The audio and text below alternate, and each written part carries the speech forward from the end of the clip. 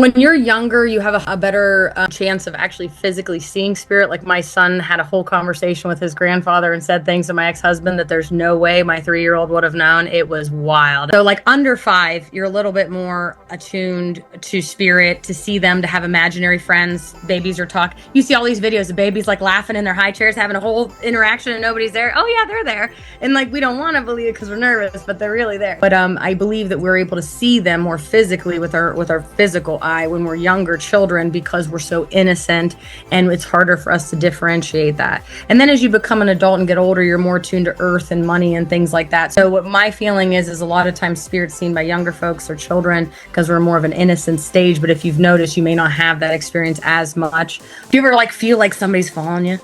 Anybody ever feel that way? Or like when you're going upstairs, like someone's behind you? But that's like where you feel them or you smell them. That's actually your guides and teachers. I was always freaked out. That's something my whole life. I always felt like I'd run upstairs because I was scared someone was coming up behind me. Yeah. And then I read it in a course and it said, do you ever feel like you're being followed like up the stairs? And I'm like, yeah. And I read it and it's like, that's like your guides, your teachers, your angels, like they're actually just following you around, making sure you're okay. So I learned to stop being scared and start being like, hey guys, thanks. I'm working on that. Welcome to I Am Her. We're all about glitter, grit, and grace.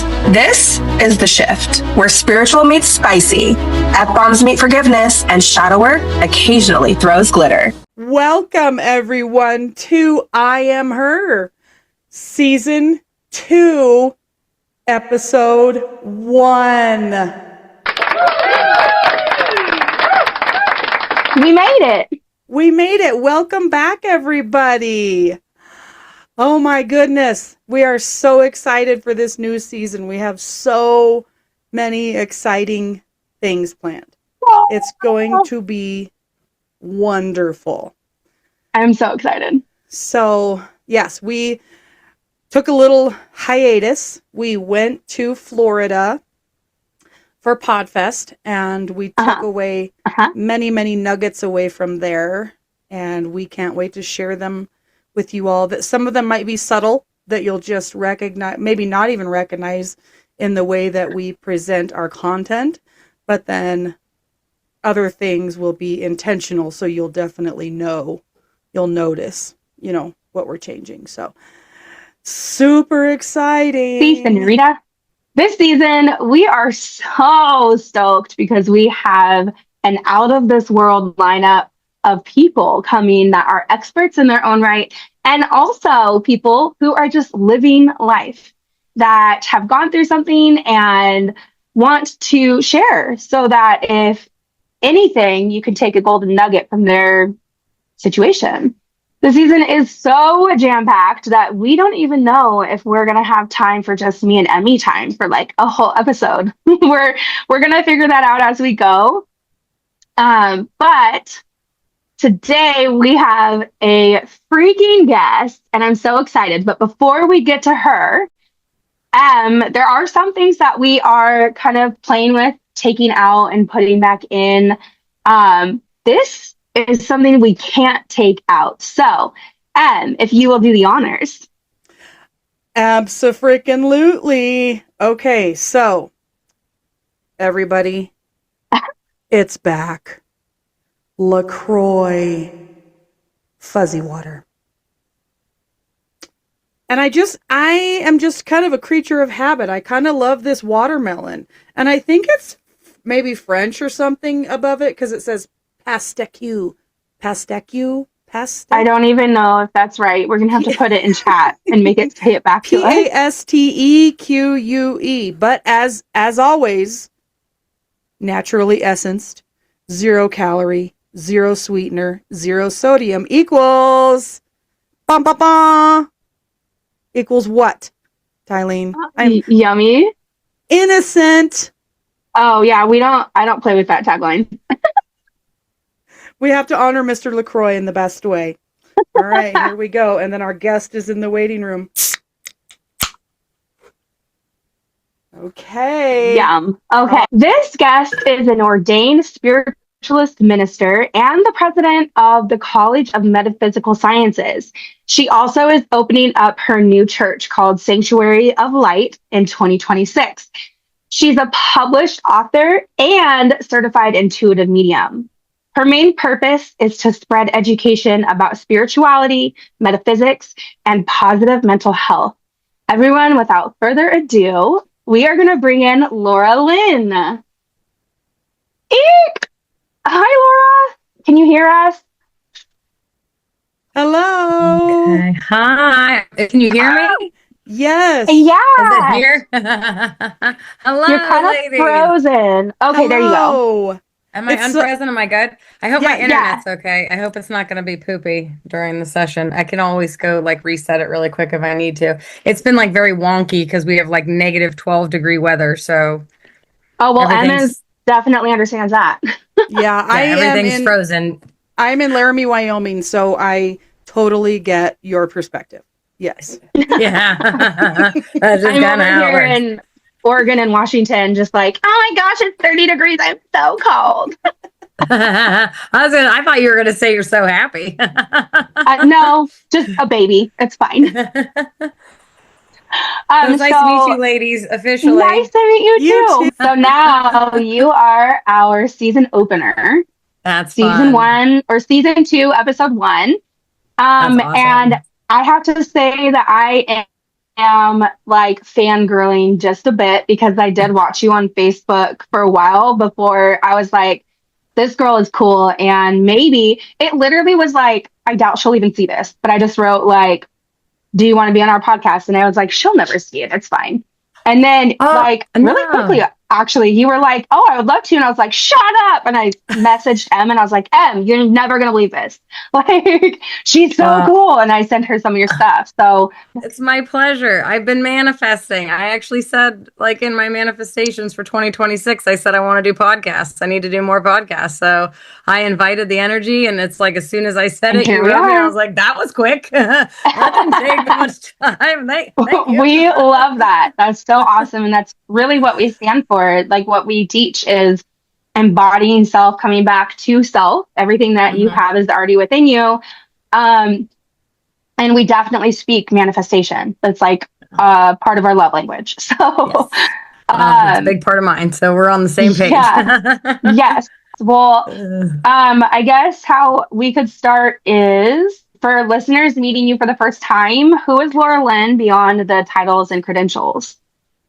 Well, I really think first and foremost, I got to give my title of mom, because that's like 89% of my life. I guess that would be a good percentage, maybe 99% of my life. But yeah, just mom and mentor and healer and friend.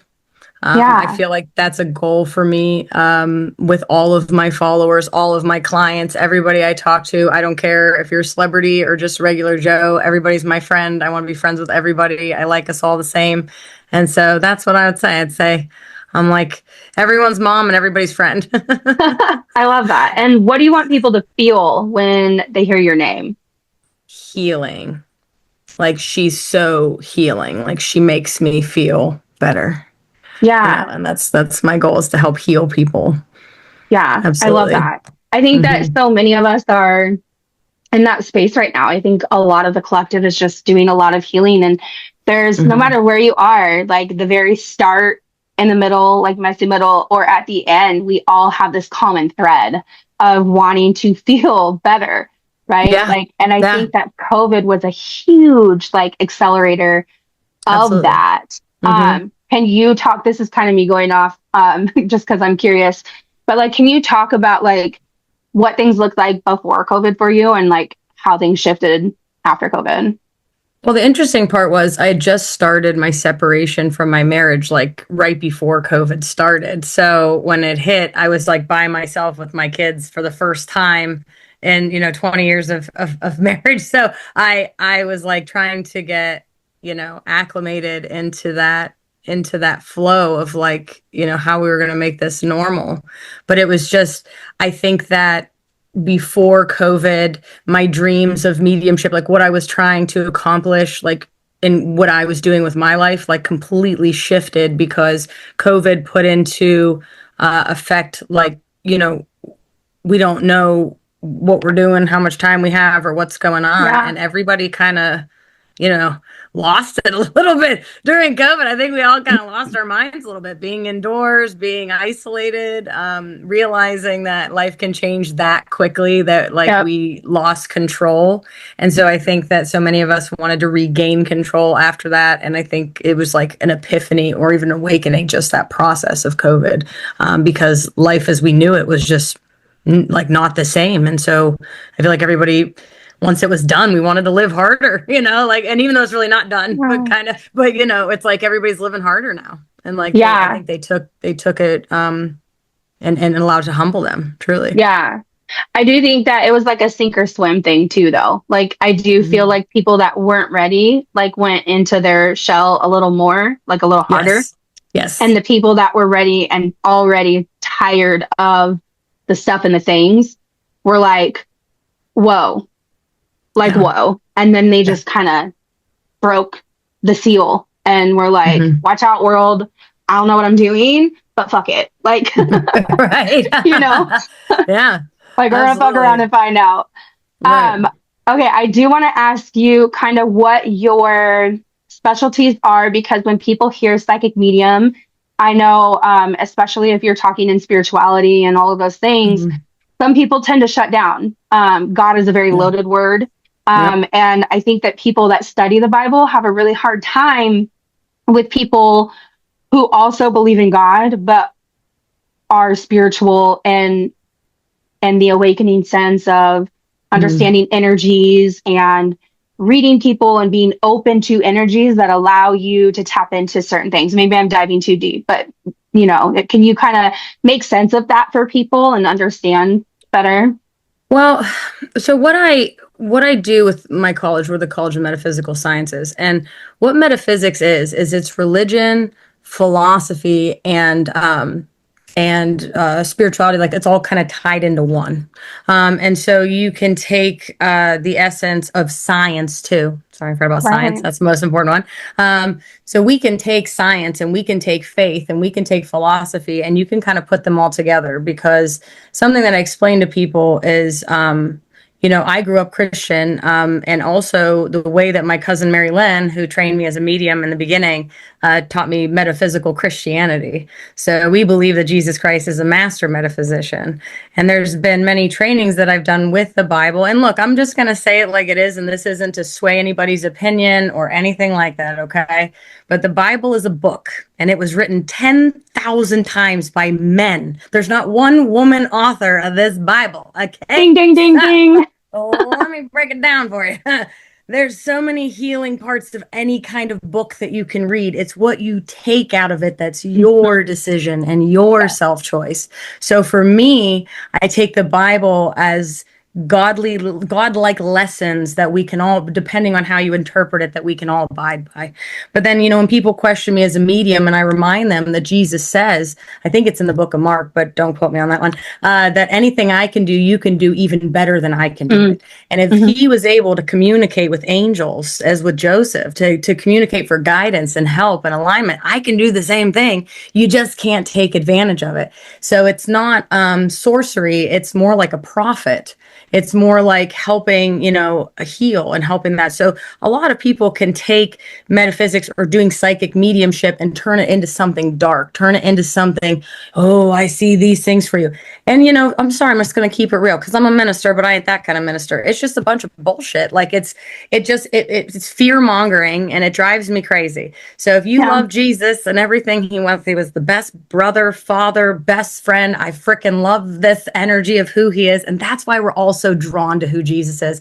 And sometimes when it's shoved down your throat, you know, growing up with your parents or what it is, sometimes that's how people become atheists, or they become, because it's like pushed on them, and they're not even asked their opinion. They're just told, this is how you are and this is how it will be. So being raised in a metaphysical era, I got the idea of Jesus and Buddha and Hinduism with the chakras. And I can even pull some great things with the Muslim faith in the Quran. It's all how you interpret it. And so, but prayer, meditation, being kind to others, and helping planet Earth and animals is just a core collective of what every religion kind of encompasses. So for me, I know the term psychic medium seems a little scary sometimes to people, or either people are going to be thrilled, or they're not going to be sure, or they're going to be like, yeah, that's a bunch of bullshit. But either way, I kind of say, like, before you jump into that rabbit hole and make your judgments and your opinions, kind of listen to me, or listen to people who are educated in metaphysics, not just say, oh, I just know how to do this. Like, I'm not going to a hairdresser that says, oh, I'm just good at this. I'm sorry. If you're not trained, and education comes behind mediumship. And I think that's a lot of things. I think that's a stereotype people don't recognize, is there's years and years of education and training behind this, like any ability. It's something you have to learn how to do. And the gift is what it provides. So your ability is what you do. The gift is what it provides to others. So the ability of the surgeon is to do the surgery. His gift is to heal. So that's, everybody has the ability, and everybody has a gift from their ability. So, and usually it's not for us, because if I could read myself, I'd be at a casino. Right. I actually literally, okay, so for sure, because I pay other people to do my tarot readings, but I do tarot readings. I just I tend to not do it for myself, because I'm too close to the fire. Like, I'm too emotionally, like, for me, I can't do it for myself, but I can take a step back and, like, for other situations when I'm not emotionally like drained from what's happening, I have more access to like energies and things. I'm just more clear headed to do stuff like that. So that's kind of how I see it. Now, I do want so the religion piece, I think, will connect you and M really well, because, and I'll let M tell you a little bit about, her piece in it. But I think it's such a beautiful thing that you are kind of the glue between God, religion, and this concept of that it doesn't have to be like, because God is within us, right? And that's something it's not an old guy upstairs, right? God is an energy source that's in everything. We embody it, and that's what he wanted for us. And so I think that I'll just let M tell a little piece of hers, and then see kind of how that glue, how you guys mesh with that. So go ahead, M. Okay. So I actually, in November of 2024, I left my lifelong faith. I was raised in the LDS faith, also known as the Mormon religion. And I aligned with it for a long time, but I think I aligned with it because I didn't know any different. And that's how my parents were great people. I mean, my dad's passed away. My mom's still alive. She's a wonderful woman. I had a great upbringing, as far as the religion goes, and they did the best they could. But as I started to get older, I started to see things that just I was not connecting with. And that came with a lot of shame too, because I went through a pretty horrific divorce a few decades back. And I was kind of led to just accept the fact that my choices led to events from that divorce, and I just needed to just deal with it, But I accepted that as truth because it was my leaders that told me that. And so it wasn't until I really started digging into the healing just 3-ish years ago that I started to really pull those memories back up. And I'm like, this was not right. I don't regret any part of my life, but I do wish I would have realized earlier what was really happening. I got married when I was 17 years old. I have, 2 beautiful children out of that marriage. And then I got married again, kind of a rebound relationship. And I think a lot of it had to do with just, I needed to find some stability in my life. And that was the best way I could do it. I was so young when I got married and so young when I got divorced. I was still a child myself, and I was just looking for that acceptance because looking back on it, I wasn't finding it in the church. I wasn't finding it where I should have found it. And so I was looking outside for that. Yeah. And outside validation. Since I have kind of made my official split from it, I've really discovered who I have always been, but I was not allowed to be that person. Tarot was, no, that's bad. That's of the devil, I was wondering about that because I've studied a lot of the different religions in my years, but being a Mormon, that's honestly one that I'm not as familiar with. And I guess that's my fault as a minister. I should expand my horizons here. And I was just talking to my manager today, and we were talking about traveling for my book over the United States here this year. And I was like, should we go to where we're talking about Utah or something like Salt Lake City? And she goes, I think that's where all the Mormons are. And I was like, there's a lot of them. They like me. There's a lot in Utah. Is there, so like, I'm like, Mormons will like me. Maybe they'll like me. I don't know. I don't know. I'm like, man, no, I have no idea. And that's what I was going to ask you when you said that. I'm like, well, what do Mormons think about mediumship? It comes down to the person, really, because I know a lot of people that are still, active LDS members. My children, my oldest children, for example, are still very active in the church. It's all personal preference. There's a lot That's of kind of like Christianity, though. Yeah, there's a lot of stereotypes that come with it, generally speaking, but it really comes down to the individual, really. Right. You're going to come across those people in Scientology, which I think is fucking weird. That's another one. But now I'm really starting to really kind of, I don't know if lean in is the word, because I don't know that the woo space is what my sister-in-law likes to call it a lot, is it getting in the woo. Because there's a lot of it I don't understand, and it's never really been so interesting to me that I want to dig in and learn all about it. I don't want to read tarot. I don't want to do all that stuff. See, and that's me. I'm on the other side. So we are very much the yin and the yang here. So two completely different and spirituality. And all this doesn't have to just do with, like, tarot is like a part of it. Like, that's psychic, spiritual, intuitive stuff, which, by the way, anybody practicing tarot, please always surround yourself in white light before you do any kind of metaphysical practices, because you need to protect your space. Whenever you're ready to communicate, you always want to connect, like, just, imagining a white light around you. But yeah, that's, I think, where it gets, like, again, into, and it's not your fault. This is just how you're raised. There's stereotypes, there's assumptions of what we're doing. And, religion is truly just the one way road. The religion is, that's the way it is, and that's the only way it is. Spirituality is, there's lots of different ways. Yes, and that's what I'm learning as I pulled myself out, is there's so many different ways. It's very much a different mindset to be spiritual versus being religious. I don't have to go to a building every Sunday to kind of prove my spirituality, so to speak. So I guess that kind of leads into the question. So there's a lot of people in this time that are healing from spiritual harm, myself included. So what does ethical spiritual leadership mean to you in a time such as this, when there is a lot of people struggling, kind of trying to find their way spiritually? Well, one of the things I've been taught from the ground up with my cousin Mary Lynn, and then into the college, is that being a medium and doing psychic intuitive work is something that should be ethical and moral and professional. We're not here to tell people when they're going to cross over. We're not here to tell people if there's going to be a car accident. We're not here to tell people if they're going to get cancer. That is a bunch of BS. That is unethical and unmoral. What's ethical is to let people feel heard and understood, that no matter what they've grown up to believe or what they feel is their faith, that's okay. You can feel whatever you want to feel. That's you're allowed.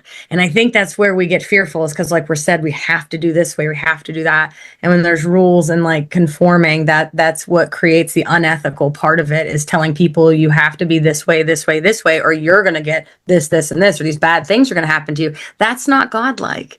That's not Jesus, And that's why I say, even in the Bible, Jesus never said, read this and do this. This is me. He didn't write it. You know what I mean? And that's why I always encourage people, like, no matter what your faith or creed, to be ethical is to respect everybody's religion or feelings of religion or whatever it is, without trying to cast judgment, but also being open to welcome them to something new, to new concepts, to new directions, that take what makes sense and you can leave the rest, or take what you feel is right. We say that with all of our courses at the college. This is just to give you information. You don't have to believe, you don't have to take it. You could do whatever you want. All I've learned is that we're all, no matter what, no matter which way you go, and this is what I tell people with religion, we're all a spirit having a human experience, and we're all going back. So it doesn't matter if you're Christian or Buddhist or Hindu or whatever. It doesn't matter, as long as you are a good person and a kind neighbor and good, good to others, and keep that good faith energy and just be a good person. When you get back to where we're going or where we're from, you're in a good place, and that's what they're looking for. Not how much money you made, not what kind of house you had, not religion, not what religion you followed. I even saw an interview with a Buddhist doctor who had an out-of-body experience during a surgery or an accident or something. He came out and was watching himself, and he said that one of the first people he saw was Jesus, and he's Buddhist. And That's hilarious. He recognized in his out-of-body experience that the essence of Jesus isn't like a faith to believe in, but a way to be. Yeah. And that's all. Like, he's everybody's friend. So it doesn't matter if you're Buddhist or Hindu or anything. They're all going to, greet you over there the same. And I think that's the ethical part, is just treating everybody equally. Yeah. Absolutely. So I have a question real quick about death, if we can go. Yes. Let's just dive in and don't mind me drinking coffee. Go AWOL. No, you're good. I just actually finished my chai tea. So you're in good company. Well, and it's my positive vibes. Fueled by positive energy. I love that. So this actually isn't on the list of things that I wanted to ask you, but just what I felt like as the conversation progressed is speaking of death, what is your take on that? I've always been fascinated. I guess that's the wrong word, but by death, I've always feared it, but I'm in a new place where I'm maybe I don't need to. And so I've done a little bit of research, and through energy work, I am getting more comfortable with it. My mom passed away in 8 years ago, 2017. And that was part of what started my awakening process. It was very slow until the last 4 or 5 years. But what is your take on death? What do you perceive in the afterlife and reincarnation, and where do we go from here? It's the hot question, right? Okay. So, in order to be in your physical body, you have to have oxygen, because it's like a car. You can't drive a car without gas, and you can't be inside this little vehicle without oxygen. So when you're planted inside your mother, your newborn little spirit is over there visiting all the people. That's why you see newborn babies smiling in their sleep and stuff. They're with the spirits. That's where they just were. And so once you come out and you breathe, if you've had children, once they breathe or they cry, everybody gets all emotional, right? And so that's because they're okay. They've made it. Okay. So we come in when we breathe. We still exist in energy, but we don't come in the physical body till we get to be in here with breath. And then when you quit breathing, you go back. Okay. Sometimes if you quit breathing, you're able to get resuscitated and come back in. And I've heard from people with near-death experiences that they don't want to come back in, because all the near-death experiences and all the, the guy from Marvel, bow and arrow dude, Jeremy Renner, just recently, a couple years ago, got ran over by a snowplow. Eye popped out. I did hear that. My God, he was dead. He left his body, and he said, all you take with you is love. He goes, I didn't want to come back. Everybody I hear that goes over doesn't want to come back into their body, because what I've learned about transition, and that's what I like to call it, because Albert Einstein says that energy doesn't die. It just changes form. The physical body is a physical being, but inside of this is your energy. That's that godlike energy. That's your spirit energy. And I truly believe that Earth is honestly like a duplicate of hell.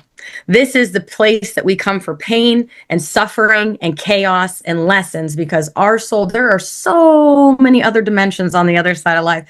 And I believe that to get to the plateau of Jesus and Buddha, you got to rise up the plains by doing the good things. So I do believe in the Hindu belief of reincarnation, of past lives. And then Dr. Brian Weiss wrote a book called Many Lives, Many Masters. I highly encourage everybody. I don't care if I'm promoting someone else's book. Everybody read that. He was the psychiatrist that put people into hypnosis. He didn't believe in any of this. And during one of his psychiatry sessions, a woman went in to a past life regression and started talking about things. First, he wasn't sure about it. Then he started checking her facts and realized she was right about the time period and everything. Then she had a full-blown conversation with his son who had passed away, and he had never told her that his son passed away. She told him the name of, I got chills, the name of his father, the whole thing. So what it is we come from this other, dimension, which I would love to say, like, I completely understand what it is, but I can't say that because that would be wrong. I just know that there's like a higher dimension, and we come here as a place of learning. We come in, we do our thing, and then we go back. So really where we're truly from is from spirit, is from heaven, is from the other side of life. This is like a trial and tribulation here, where we have to come and learn lessons, so that you're either going to pass and transition and go back after your physical body's finished, and you're going to get there and they're going to say, how'd you do? You did a good job. Did you do everything you need to do? Or if you didn't, I do believe you come back to continue lessons and life cycles with the same people. It could be your mother's, your brother in your next life. I know it sounds kind of crazy, but that's what I've learned over all these years. And so there is no real death. It's just a transition. And so I've seen in my readings that the moment of departure is always divine. I've never felt like when I saw a plane crash, as the plane was starting to go, people start to panic and have fear. That's a human experience. The spirit can lift out of the body. It's connected by this thing called a silver cord. And the silver cord can stay connected, where you can have your out of body, or you can be around, then you can come back in. When it's cut, that's when you disconnect from your body. That silver cord keeps you connected. So when I saw the plane start to go, everybody lifted. Oh, so I got chills again. Everybody lifted out of their body. I could see all the passengers lift out of their body. So the chaos of the plane going down is happening, but nobody was really in their body experiencing it, because God is too good. They know when we're leaving. Even rape victims, murder victims, people who may seem in fear during their departure, I see that light coming to say, we've got you. So truly, in the essence of departures and transitions, no matter what this is just my belief, but no matter what anyone tells me, I'll always believe that it's peaceful. There is no fear. They are ready for you and waiting, so that when you make that transition, you just go back out, and then it's almost like magic, I guess you could say, but it's like a thing that nobody really needs to fear. And I think that that's something that I'm trying to teach and preach, because we're also stuck in our mental state as human beings, but the spiritual side, we all are leaving. And so if I can get people comfortable with the concept of departure, because we're all going to do that, then maybe we would live a little harder, Yeah. Sorry, that was an extended answer. I hope that made sense. No, I love that. And then also, so there was two things that came up for me when you were talking. One of them being that I have been through before, and I was trying to explain it to a friend, and this is not something I've ever talked about, like, to where other people can hear it. So this is the first time. Good for you. No fear. On like a platform like this, but I think it's important to talk about. Yeah. And while it was happening, I was explaining to a friend, and I was like, "Oh, don't worry, I wasn't there. I was like in the corner. Yeah, I was in the corner, and it was like I was watching, but I didn't feel any pain." And she's like, wow. "What?" Wow. And she's like, "That's called disassociation." And I was like, because she was kind of in the therapy, very 3D. Yeah, therapy, I would call right? it out of body. You'd call it dissociation. Yeah, that's the mental. Right. Well, I think it's like the 3D, like Absolutely. very earth version of, because it was very much happened before I understood what I understand now. And so but that's very different than me soul leaving body and not coming back, right? So is that what you're saying? Is that the cord is still there and I come back? Or yeah, so we have an out of body experience or near death experience. It's called an OBE or an NDE in our technical terms. So the near death experience is when you come so close to death that like you kind of see yourself, like you recognize you almost died, like you kind of see yourself, you like have this epiphany.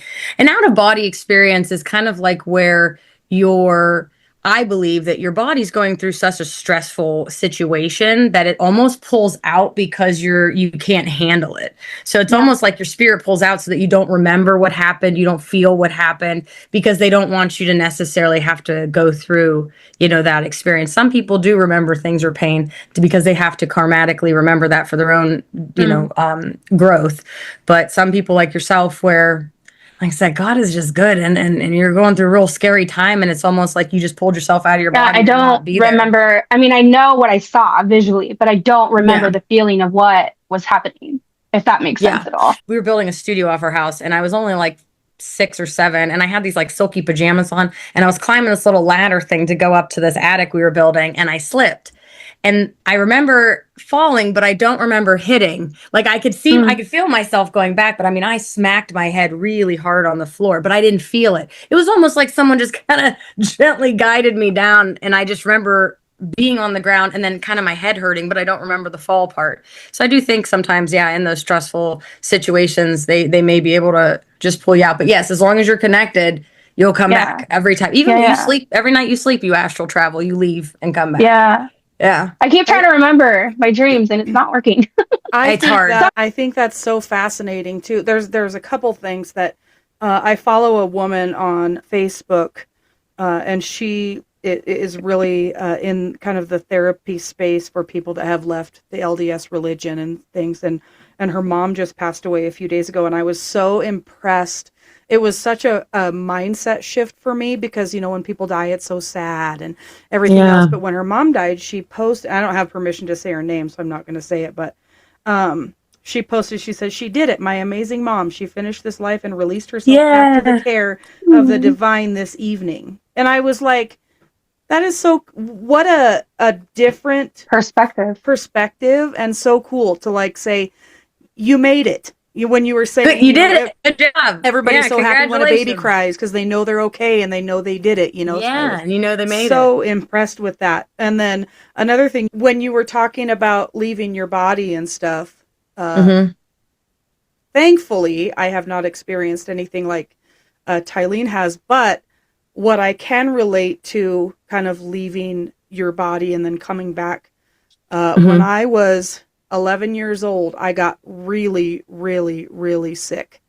And I went to the doctor day after day after day, and they could not figure out what was wrong with me. And I couldn't eat. I mean, I was hallucinating. It was just very bad. I couldn't go to school. Nobody could figure out what it was. I was just very, very sick. And I wanted to give up. I'm like, I cannot do this anymore. And I remember laying in my bed, and I fell asleep, and I wake up, and there was all these people standing around me. They were all dressed in white. They were old people. And they were all dressed in white, and they just stood over me. And I said, I need to go to the bathroom. I don't know why I said that, but I remember saying it, and I got up, and as I was walking to the bathroom, there was this big hole in the hallway from my room to the bathroom. And so I didn't make it to the bathroom. I ended up turning around and going back to bed because I was afraid if I kept going, I was going to fall into this hole. And so I go back to my bed, and they're still standing there. They helped me back into my bed, and they were standing there I finally fell back asleep, and I woke up the next morning. My fever was gone. Like, it was gone. I just got so chill. And I was better. And I was, that's awesome. So I kind of attribute it to that, you know. I don't know what the hole represented. I don't know if it represented if you keep going any further, you know, you're not going to make it. So, you know, go back to where you were. I don't know what that represented, but I know I could not keep making that walk to the bathroom because I would have fallen in this hole. Wow. Right. You know, so. I mean, I didn't know that about you, Em. There could be like a million reasons why they were impeding your travel across the hall, you know, for whatever reason, being by yourself, you know, falling down or, you know, anything, like maybe you just needed the rest. But I really attribute that to being like your guides and teachers. One thing I was taught from when I was little is that we all have about an average of like 5 guides and teachers. You got your master and your doctor and your childlike figure, your protector. So we have this little like group that follows you around from the time you're born all the way through. They're your guides. They're your teachers. That's what their job is to help take care of you and navigate. And each of them has a different job to do for you. And so that's what I think you saw. I think you saw your guides and teachers around you. They're normally like pretty high souls, you know, so they'll appear to be a little bit more ancient, if you will. Yeah, they all had silver hair and white clothes, men and women. That's it was a pretty mix, much it, you know. Yeah, but I mean, and you would notice if it was your family. So. Yeah. Crazy. Yeah, that's cool. And then the other thing about funerals too, I wanted to mention because I wrote it down. Sorry not to cut you off. I just want to say one thing I'm very adamant about is I do celebration of life.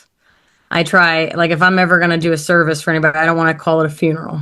Memorials are one thing, but to celebrate, your life, because if you were only 6 years old when you passed, well, then you didn't have as much to do here as the rest of us. You know what I mean? Like, yeah, I believe really high souls, the younger they are, the higher they are. So they don't have as much to do as the rest of us. That's why when people question children's departures, I say, well, they're like perfect souls. They didn't have as much to do. The lesson in their departure was for you. And that's a hard thing to swallow. That's a hard thing to swallow. But when you go through grief of losing a child, losing a parent, losing somebody, you become a different version of yourself. I truly believe that. I think you lose a little bit of yourself because it's like a piece of your spirit went with them too, Yeah. But when you could focus on what you gained from having them in your life rather than what you're that losing. part. Yes. See, I had that experience with my son, and I don't think we're far enough through everything and it's his story, not mine, really. But what I will say is it felt very much of like what you're talking about right now. I changed on a soul level. I had to grieve the life that I thought that I was going to have with my kid that I no longer had a chance to achieve. And it's the same like in divorce. You grieve the life that you thought you were going to have, because in your head, from the moment you marry, you don't marry to like uproot and ruin everybody's lives and like, okay, peace out. Like, Yeah.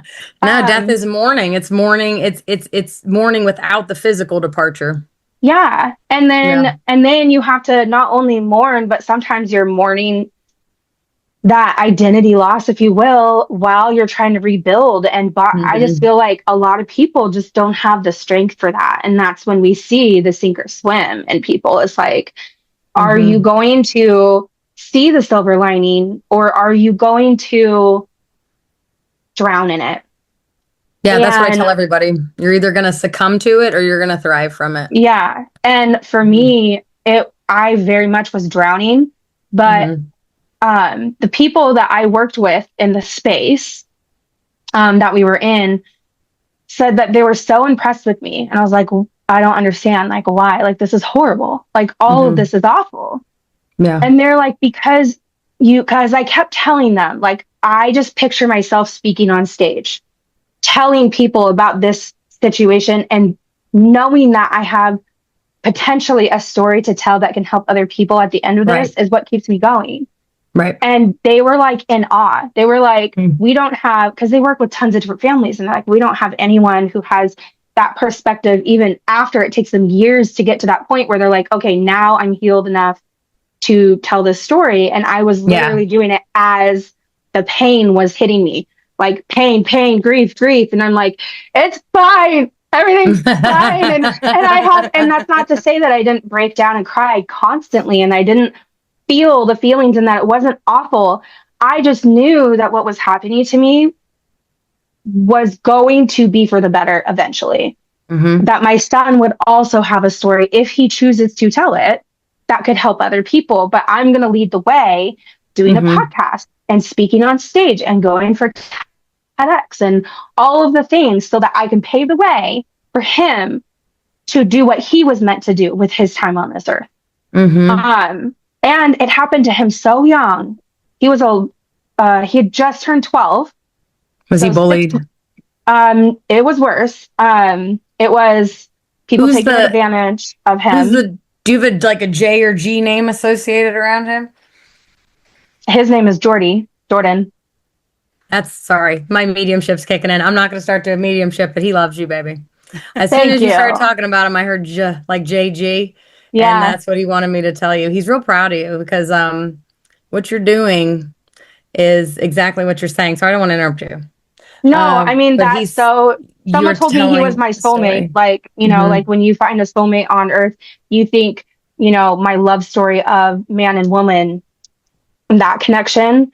But in another reading that I had, she said, no, like, he's your soulmate, like in another life. Yeah, they can be our kids. They can be anybody. Exactly. Yeah. Do you have his handwriting? Do I what? Did you save his handwriting? Maybe. Did you get it tattooed? There you go. Yeah, you did. See, this is what being a medium is. This is how it works. Sorry, not to throw mediumship in the middle of what we're doing. No, but you it's can't really talk about cool. a son departed and not let him come in. This is actually the message, is that part of who he was has departed. Does that make sense to you? Yeah, 1000%, because part of me That's the also departure departed. is who he was. Yeah. So you can't have that situation of who he is and what he experienced. That was his separation of that side of who we are not. Does that make sense? So he could really find who he was. And now you're going to go tell his story. Yeah. So your whole tattoo and his name and everything, that's just me reading you in a little bit to show you how this works. Yeah. I didn't look you up. I didn't pull that out of the sky. Well, and that, is that, so what you're doing right now, you're saying that is, because I am very open. Like when I was young, I saw dead people and they told me I was crazy, and because I was adopted into a family. And they're like, and I'm so grateful, right? I don't want ever family to see this and be like, well, fuck her. Like, we took you in. No, it's not that. It's just that my DNA, I wasn't raised with my DNA. Thank God, because, they weren't healed enough to be where I'm at now. I'm grateful. But when you grow up so loving, these people are so loving and so caring and great people, but they're not my DNA code. And that is so interesting when you're so aware. And growing up, I slept with my mom until I was 16. Like, do you know what I mean? Like, until I started sneaking out and, to drink, I slept with my mom. So, because I was scared, because I could see things, hear things, shadows, all of the things. And so, it was like, girl to me, like, oh, that's crazy. That comes from your crazy godmom, blah, blah, blah, like all these things. And so I shut it down. And so now I guess my question is, like, I feel like that's something I want to tap into, but I have so many layers of the onion that are blocking it because of, all of those years, 20, 30 years of no, you're wrong, all the things. Is that something that someone can tap into through learning? Like what you're saying is you had to study and really like be aware, and like I would assume that a lot of that comes through meditation, because in meditation you receive if you're quiet as opposed to output, right? Can you explain that a little bit? Yeah, because when you're quiet, you're able to hear more. Yeah. Rather than taking in the busy noise. So one thing I explain to people, it makes me laugh when people are like, oh, she's psychic, she talks to the spirits. I'm like, no, that's a medium. That's not a psychic. And a lot of people, again, it's just growing up, media, movies, things that like make you have a certain assumption about what it is. With your crystal ball. Yeah. And that's so funny, because a lot of the times people don't follow me on social, if they've never seen me, they're waiting for some old lady with the crystal ball to pop up than I do. And they're like, who's this chick? And so it's kind of funny. And that's why I grew up with it. So it's just a part of who I am. Like, it's just my everyday, my daughter will be funny and be like, you're talking to yourself again. I'm like, no, I'm not talking to myself. I'm talking to the spirits. Like, don't you know, aren't you like into what I do yet? But yeah, so everybody is psychic. Everybody's intuitive. Everybody has a third eye. Okay. In your intuition. Animals have a third eye intuition. That's why some of them will growl at some people and some of them will come right up to the ones that are friendly. That's how that works. So the intuition is something that all of us are given as humans, because the aura energy comes about 3 feet off your body. So about as far as your arms can go out, that's your energy. So when you're around other people, you can like automatically know sometimes when you're sensitive to the energy, yes, I like you right away, or no, I don't. Like how you're attracted to my vibes. People, I always say, I'm okay with it. They're either going to love me or hate me. It's just, sometimes if I'm too much, then go find less. It's like, that's how we are too. Yeah, that's how it is. It's like, sorry. But that's okay, because they're not on the same level. That's okay. They're still wanting to be in that level, and I'm up here. So, so being intuitive, meditation opens the third eye. It aligns the chakras, helps your kundalini, all the fun things. And the more you meditate or do nature or do prayer, even prayer is great. That's a form of meditation. Art is a form of meditation. Music, it's just getting your brain in a zone. Even guys that work on cars, they're meditating. They don't even realize it, because it's just your brain being on one thing that you're focused on. So for meditation, you can do it with the breathing. You can focus on the music. If you're outside, you can feel the wind, you can hear the birds. But being intuitive is something we all have the capability of doing, but being a medium is not, because being a medium is an ability that's learned and trained. Like I say, I can't be a brain surgeon or a violin player. Trust me, you don't want me to be. But we can have multiple abilities. Like I'm not just a medium. I've been acting since I was 4 years old. That's actually helped me with identifying personalities. I'm good at impersonating people. So I've done a lot of theater, a lot of acting my whole life. That encouraged. I'm a teacher. I taught kindergarten and second grade years ago.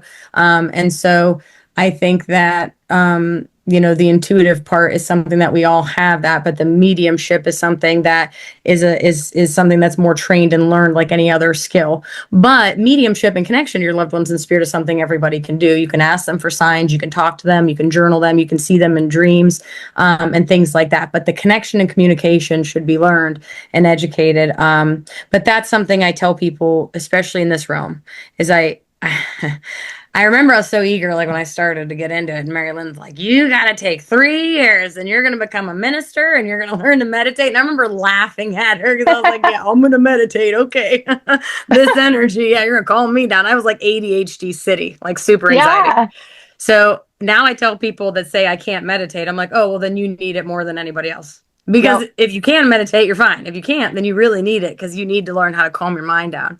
And so, I would just encourage people that, having your intuition and feeling things. So I just think I tell everybody it's cool to like want to be involved or learn, but just make sure you go find an education. Make sure you find people who are experienced that really know what they're doing and aren't just blowing smoke up your butt. And then probably don't touch a Ouija board.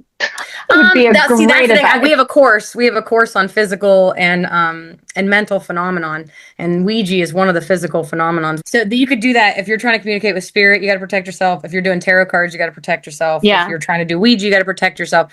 Anything you really do, you want to put your white light or meditation. You just want to always put white light around.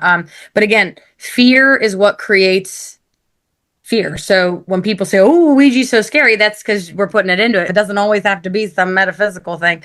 But I think that, that is important no matter which modality you're using. Learn, surround yourself in light, because this isn't a game. This isn't something fun. This isn't something to make a TikTok off of and think that you could go be like reading cards like everybody else. Self-taught is something that I have a hard time swallowing when it comes to this. I was very picky about this whole endeavor now, because I'm like, nope, go get educated. I would have fought it 10 or 13 years ago, but now I see why it was so important. Yeah. So back to like spirits or talking, like there's a difference, like you said, between talking to a past loved one or someone and just seeing them. So if because I said I definitely saw them, it scared the shit out of me when I was little, but I never actually talk to them. When you're younger, you have a better chance of actually physically seeing spirit. Like my son had a whole conversation with his grandfather and said things to my ex-husband that there's no way my 3-year-old would have known. It was wild, and I keep that private for them. But there's no way. My son didn't know anything about his grandfather departed, so that was crazy. So when he started seeing him, so when you're younger, you just came from over there.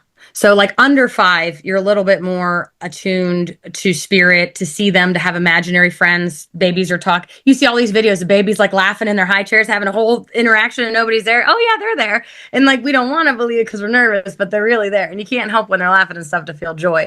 But I believe that we're able to see them more physically with our physical eye when we're younger children, because we're so innocent and it's harder for us to differentiate that. And then as you become an adult and get older, you're more tuned to earth and money and things like that. So for me, I don't physically see spirits. I see them in my mind's eye. I can see them. It's almost like playing a movie in my head. So what my feeling is a lot of times spirits seen by younger folks or children, because we're more of an innocent stage. But if you've noticed, you may not have that experience as much. I don't doubt that people can maybe see their grandparent out of the corner of their eye and stuff, but there actually is, and there's another side note, there's actually like 3 main stages of the body. So you have their physical body, the etheric, and then the astral. The etheric is where we're kind of in the transition stage, like the movie Ghost with Patrick Swayze. Okay, so that's considered the ghost form. That's when you could go in places and see misty figures and you're like actually in the same physical appearance of where you departed. And so that's the etheric body. But once you completely cross, usually only there for a couple of days, and then once you completely cross to astral, that's where we don't see them, but we more feel the energy. So like do you ever like feel like somebody's following you? Oh, Anybody yeah. ever feel that way? Or like when you're going Yes. upstairs, like someone's behind you, freaked me out my whole life. But that's like where you feel them or you smell them or Dude, you know. that happens to me all the time because my mom is a Mhm. smoker. And whenever Ah, I yes. smell That's smoke a and big no one. one Yep. around me is smoking, I'm like, hey, mom, like, I Yep. know I'm like, she's hey, there. Grandpa, what's up, Yeah. Marty? Whoever's Yeah. over And there I'm like, smoking. what an Yeah. asshole. I'm like, you couldn't pick any other, like, her favorite perfume. Like, why would you do that to me? That's why she does it. It's probably good Yeah. she get a little laugh Yeah. It's there. definitely like a little, like, oh, Yeah. So, it's kind of cool how that works. I don't see them anymore, but I Mhm. do feel like how you say, like, Feel someone's them. Yeah. there. I Like feel someone's them. following you. Yeah. That's Yeah. actually your guides and teachers. I was always freaked out. That's something my whole life. I always felt like I'd run upstairs because I was scared someone was coming up behind me. Yeah. And then I read it in a course and it said, "Do you ever feel like you're being followed like up the stairs?" And I'm like, "Yeah." And I read and Yeah. it's like that's like your guides, your teachers, your angels, like they're actually just following you around, making sure you're That okay. And makes I sense. learned to stop being scared and start being like, "Hey guys, thanks." I'm working on that because Yeah. I'm in hotel rooms a lot. Um, and there was someone that like in there with me. Like Mhm. I could almost see them, but not see them. And I know it was a woman. And Mhm. then I think I scared her because she left. And I was like, but it's the first time anything like that's happened in like since I was little. And Mhm. so I was like, Thylene, don't get scared because the more you get scared, they're not But going to she come. left because you were scared, not because you Yeah. scared her. Now they have no fear. It's like she knew you were being uneasy about her presence, so that's why she Yeah. probably Well, left. and that's why I think I struggle is because I have so much fear from when I was young. I'm Mm-hmm. trying so hard to overcome that because I do protection like all the time. You Mm-hmm. know, I know I'm safe, but that Yeah. fear hasn't dissipated. And so I know that until I work through that, I'm not really going to fully connect. That's how I feel. That's one thing Mm-hmm. that I can say that I never had that fear, especially after that experience when I was 11. I never had the fear of anybody, like feeling people or seeing anybody if that were ever to happen or anything like that. But I have had that feeling like my whole life of somebody following me, and then I would turn Mm-hmm. around and then the feeling would disappear. So, I mean, I don't know, maybe that can be interpreted in so many ways. Maybe they were following me to make sure I was safe getting to where I was going, Mm-hmm. because I mean, I didn't grow up in the best of situations and I did make some questionable life choices. And that's typically when I would feel them, behind Just me. saying, yeah, So, that they're with you. yeah. Mm-hmm. And also, ever since my brother passed away almost 3.5 years ago, is really when I started to really hear. Not always hear either. At first, he would talk to me, Mm-hmm. and then I could just really his voice was very clear. But now it's more of a feeling that I know it's Mm-hmm. from him. Yeah. So, just a really quick story. So, Yeah. when he passed away, he came to me about 3 or 4 days after he passed away, and he said, Mm-hmm. "She needs your help."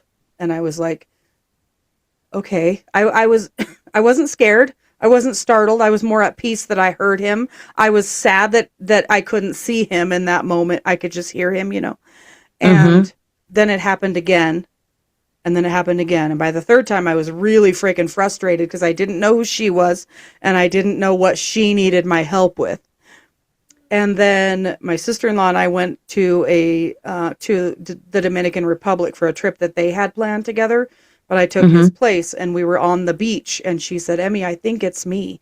And ever since then, I kind of took over for the tech side of their businesses and stuff. And I tell you, I can learn so much faster now. I mean, I've always been very good at tech and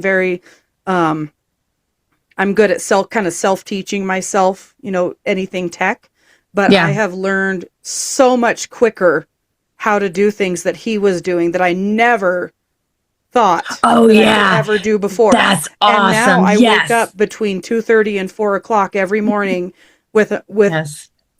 some kind of message, and I have to get it down. So I will text it to her and then she'll do the same thing. She'll get a download too and text it back to me. And it's this morning thing that we do. And then we just go right back to sleep.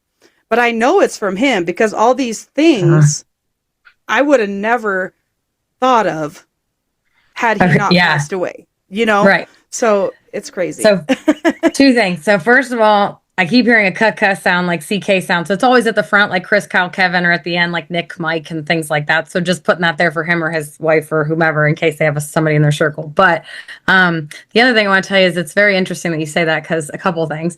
Number one, I feel so excited when I realize that spirit helped me do something.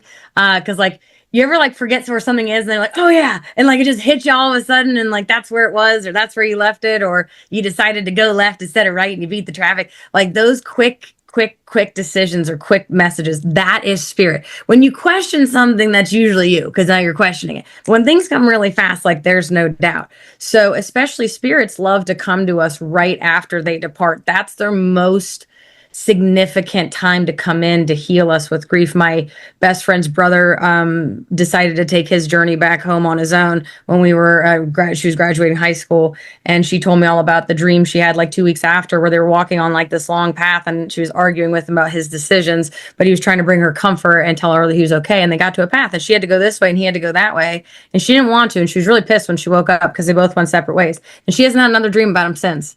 Wow. But, and like how you said you heard from your brother before, but maybe you don't hear from him as much. So what they'll do is they'll give you that initial healing for grief. They'll come into the dreams, they'll send you signs, and they'll do all that. And they still linger and stay. But the biggest communication I find is right after they depart, because they just want to get to their loved ones and say, I'm okay. Like I'm all right. We're always wondering if they're okay. And they're over going, are you okay? Like, I'm great. I got no mortgage, no car payment, no health issues. Are you okay? Because you got to stay in hell back there. And I'm over in the blue bayou. They want to make sure we're good. They're doing just fine, you know? And so I think that's interesting when you say that, because spirit messages tend to come between 2 and 3 a.m. The reason is because everybody's energy is at rest. So when the energy is rested, spirit can come out more. When you're more relaxed, they can come out. When everything's hectic and it's during the day and everybody's busy, you don't pay attention as much to that. But when everyone's chill, that's why like it's called the witching hour, whatever the hell they call it at that time. But really, it's just the best time for them to communicate. That's so cool. All the shit's calmed down. So now they can actually get in. That's why they do that. Yeah. Not because it's nighttime and it's scary and it's no. I'm like, we only come out at night. Gotta get out of this stereotype shit. Right. That's what I know. That's what we're doing it's so here. I'm glad that you said that, because like subconsciously I'm like, oh, nighttime's scary. But you're saying no, it's just everyone's calm and asleep, the and energy's there's calm. Less energy to like wade through to get through. Yes. Yeah. Yeah, it's like That kind of is trying to so swim cool. back upriver, you know? Yeah. Instead of going with the flow. So that's why they come at 2 and 3 in the morning, is that's the most quiet energy that they can get through. I am wondering, since we're talking about like past loved ones, for the people that I love that have passed, well, two things. So my nephew died when he was 11. And he came to me a couple of times. You guys have had a lot of stuff going on. Sheesh. We've lived a lot of we've lived a lot of lives. Yeah. And so he came to me like a few times. Him and I we had a very a connection that no one could explain, like forever. So when he passed, I was devastated. You probably had a past life together. So just for whatever reason, when I was a baby, he would always come to me and all the things. That's sweet. And then when my mom passed as well, she came in her younger like body when she came to see me. Do they do that to like not scare us, or do they do it to show us like, look, we're healthy, we have our youth back or whatever? My nephew died in a car accident, like instantly was killed. Right. And so when he came to me, it was like it's how I remember him now. It's how he came to me when we were kids, is in this Bulls jersey, you know, with the part here and the braids was like cool at that time, like all the way around. Singing like, every step you take, every move you make. So all of those things are what I connect to him. And so whenever I feel that, I know he's around, but that's also vision or dreams. But my mom shocked me the most, because she came through as just like almost younger than when she adopted me. She still very much had herness, but it was like younger than probably I ever even remember her. You know? So I just was curious if they do that just because that's what they embody, like what they're showing us, what they want us to feel, Like, is there Well, I want you why? to, and when you put this out there, go back and watch what you just said, because I just saw her orb go across the screen. You'll see it at the very when you're just like, what, like 1 minute ago exactly, the orb, you'll see it. It went right to your left side, went right across the screen. I don't think that was dust. That looked like an orb to me.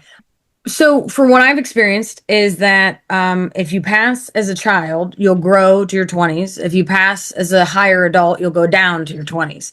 Everybody wants to be around their 20s in spirit. That's the perfect youthful age, because I mean, nobody wants to stay 80. My cousin's son, he passed when he was 6 years old in a car accident. He was killed instantly as well. And it was something that just took out my whole family. And I think that they want to come and show us that they're young, that they're healthy, that they're okay, because they do want to reassure us like how nice it is. Like, it's so good over there. Like, I get jealous. I'm like, damn, I got to keep doing this shit over here and I want to be over there. But, you know, it's like basically even children age in spirit. So I went to see, I don't know if you guys have heard of James Van Prague. He's a very Yes. well-known medium Love in California. So James, JVP, we call him. I was doing a psychic thing over in Pittsburgh, and we had a huge group, about 1,000 people, and he was the guest that day. Well, I had my badge on that I worked there, so all of us workers were like over to one side. He starts bringing in the 6-year-old. Well, it had been years since Jared had passed. And he kept bringing the 6-year-old, describing the overalls. Everything he said was Jared. And I was like, do I say it? Do I take it? Do I take it? Because it's not mine. It's my cousin's. So I said, damn. I stood up. I was like, that's me. And he started going. And all the things he said about Jared were like 100% accurate. And he did this in front of the whole place. So I recognized that he saw him as a 6-year-old, but they still will age. But the craziest part about that experience was, as soon as it was over, I called my cousin Jen, and I was like, girl, your son just came into this reading in front of all these people. She goes, Laura, do you know what today is? And I was like, I just got chills. His birthday. She goes, he died 10 years ago today. It was the 10-year anniversary of his departure was that day. She just got back from the cemetery, and I called her. Oh my gosh. Yeah. Isn't it crazy how those things work? And then I bought them, like my Uncle Bob, when he crossed last year, a year and a half ago. I was so sad because I love my Uncle Bob. And as soon as I heard he passed, my heart went in my throat, and I'm a medium, but I was still like, oh, like I'm even getting choked up just talking about it. But as soon as he passed and I thought about it, I was like, oh no. And then I went, oh yes. Yes. He's with Jarrett. He's with Jarrett. He made it. Like, so I was so happy to know that he got back over there. And it's just so reassuring to know that we all get to be together again. But the age thing is wild to me, because they come in, even the ones that are like old and bald, they'll come in and be like, hey, look how good my hair looks. And they'll laugh because they'll be like, oh my God, he had like no hair when he left. So it's kind of fun. But yeah, we're all young, because that's how spirit is just youth and happy and perfect, you know? Yeah. It's hard to think about it that way because we're here, but that's what it is. I just thought about when you said that the k sound with my brother. His name was David. CK, front or end? Well, it's the sound, because after he passed away, my sister-in-law kind of went through her grief process, and out of that, she's developed a program called Cocoon Butterfly. And it's the 9-stage process of what she went through. From moving from grief to freedom. I was like, cocoon. I was wondering what the sound I couldn't figure it out, because I was like, what is his brother's name? I couldn't remember his brother's name, who had passed. Michael. In the car. My son's name. Michael. Too, yeah. See, remember Michael. when I said like Nick or Mike? Yeah. His brother died when he was 14 in a car accident, and he told my sister-in-law after he passed that he was happy to be with his brother and mom. Oh, one more crazy story I'll tell you guys about, because this is wild. So I believe, miscarriages are perfect souls, because they don't come back into the physical body. They have to be created because they were physically made. Scientifically, they're physically made, but their soul doesn't ever come in because they're miscarriages. So I was doing a reading, and I'd done the whole thing, and I knew she had 2 daughters. I'm at the end of the reading. I just made a video about this, and I at the end of the reading, and I go, did you miscarry in between the 2 daughters? And she goes, yeah. It was a boy. She goes, yeah. And I said, you gave him your father as the middle name? She goes, yep. I named him Lucas Gordon. My dad's name was Gordon. I was like, wait, who's Michael? And she just looked at me on Zoom like, and I said, why does that tie into him? She goes, my best friend of 50 years miscarried the same time I did. She had a boy, but hers was like more progressed, and she named him Michael. So I got her son and her best friend's son, both miscarried around the same time. So they've been friends for 50 years. And I got Michael is with her son. It was wild. Like I got chills talking about it. I was have like, full body chills right now. As a medium, I still go, oh God, are you serious? Like I just see, and that's the thing when signs and synchronicities, when they happen, it doesn't ever stop being like, no, it's you know always what I mean? so cool. I find it fascinating. Yeah, Oh, I I'm thank so them. fascinated. I tell them what a good job they do. Because look, I just work here. Okay. I totally was doing a reading for one of my clients, and I was like, I do like this visualization first before they even get on when I'm setting like my protections and stuff. And I write things down that I see because I'm very visual. Ooh. And I was like, there's something about like a black cat. Like she's consistent. Every 2 weeks we do a reading. And I was like, I've never had a black cat for you. What is going on? And she said, I'm putting my black cat down today. And I was like, oh, right. But immediately my whole body went soul chills. And for me, like soul chills are like confirmation, right? Like that's how I feel it. Yeah.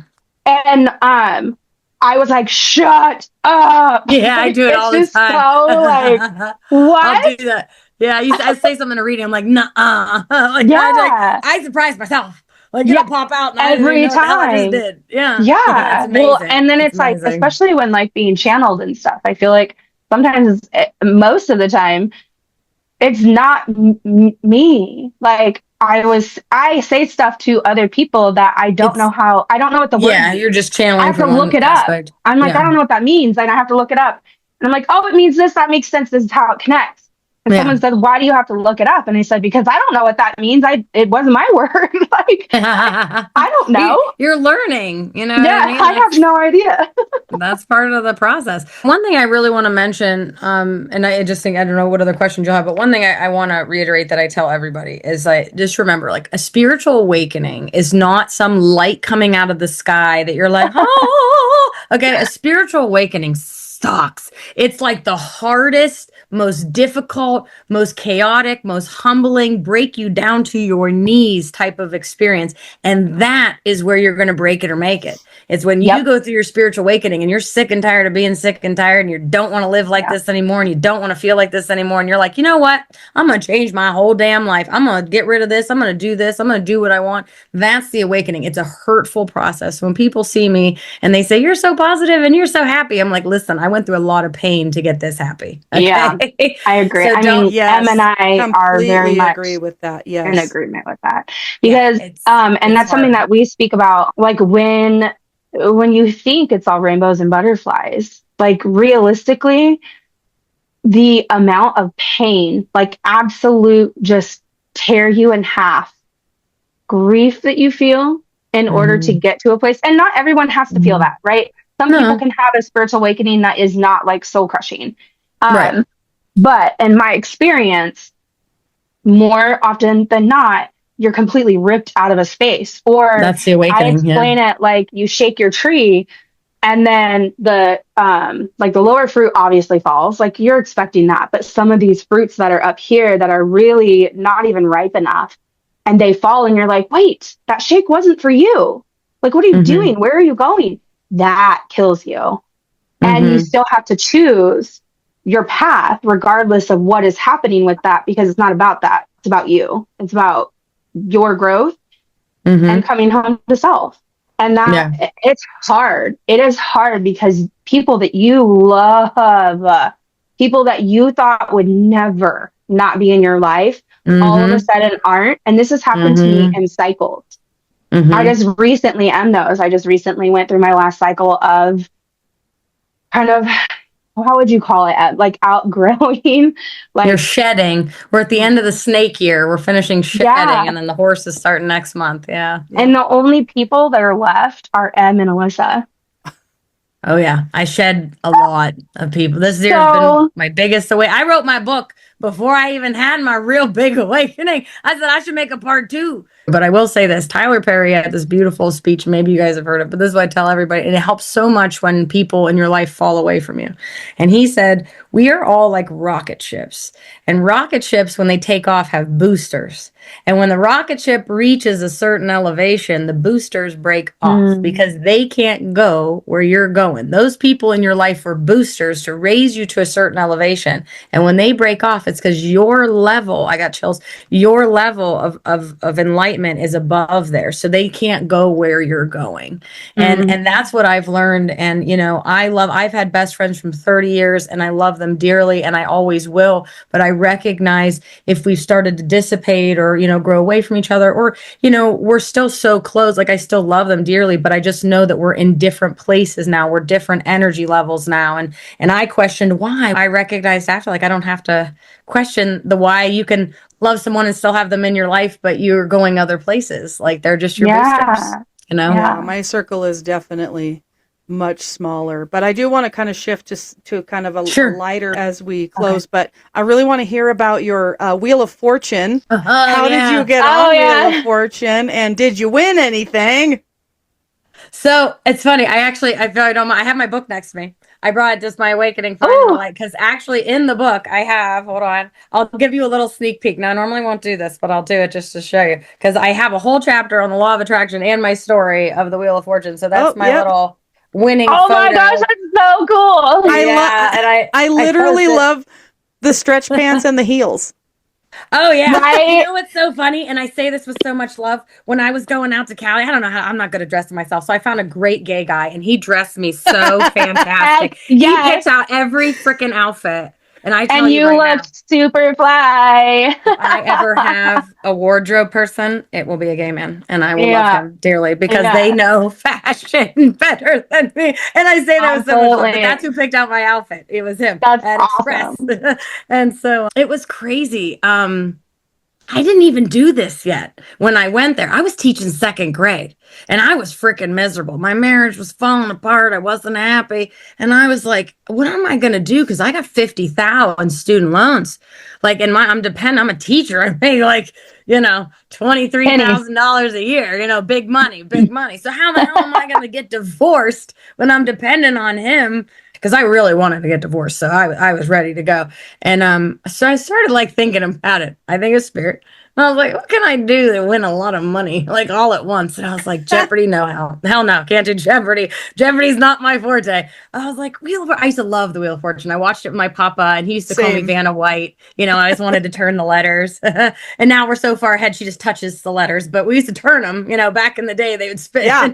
And so basically I applied to be on the show because I just thought maybe that's something I can do. I've been acting my whole life. I'm good on screen and then maybe they'll help me. So was it, are you a teacher? I got to check yes. Are you a military family? Yes. So I got to check extra boxes and I got a notice about like, would you like to audition? And I was like, whoa. So I drove to the other side of Florida auditioning. You had to wait 2 weeks. And then they said, if you did 14 days, like if you don't get it, sorry, like that's it. So like 15 days came, they were testing me and I got the letter to be on. So you can imagine I was like thrilled beyond belief.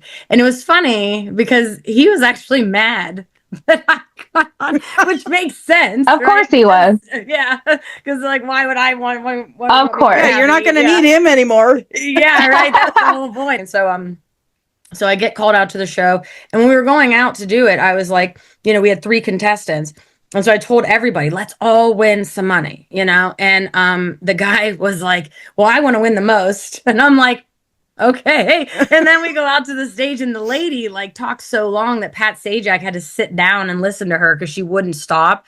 And so as I look back on it, it was a karma thing. The whole time I was going on there, all I kept thinking was, I'm going to win. This is so much fun. Oh my God, I'm going to LA. I'm going to have so much fun. Because you can just win $1,000 leaving. They'll pay for your flight and stuff. You can leave with $1,000. I didn't care.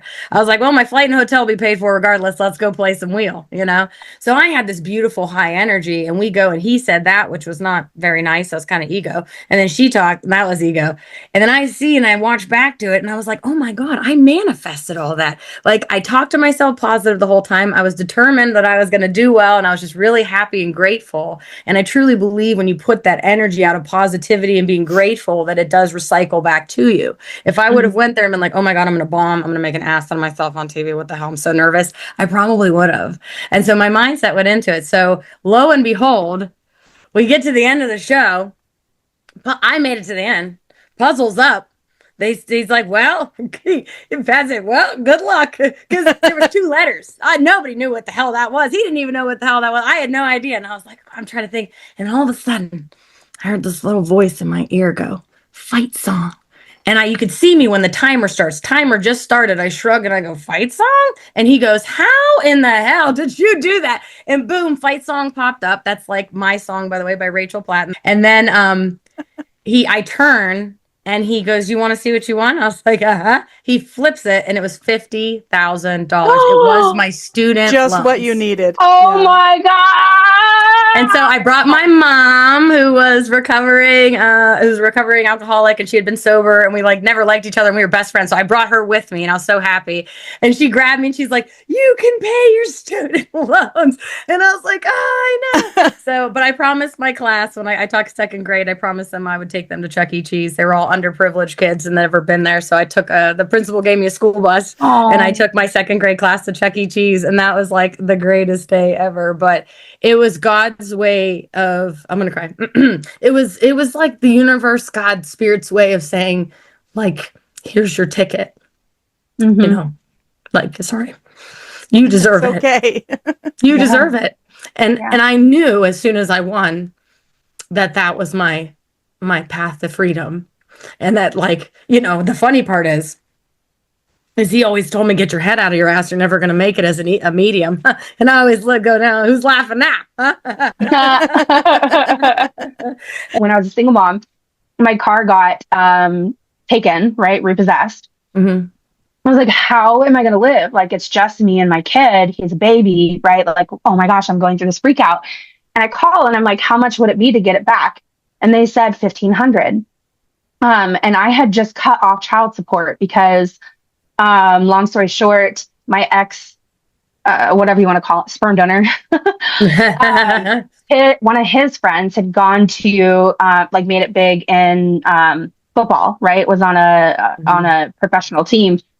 And from what I could gather, his friend paid for that, so his license didn't get suspended. And then I knew he was going to be like, oh, I want time. I was like, I called, I cut off the child support. I was like, you are not going to have your friends pay this and then come to me and be like, I want time. No. Right. Like, cut it off. 2 weeks later, my car got repoed, and then I called and made all the calls. And then I called because I had the card came in the mail for, like, child support card.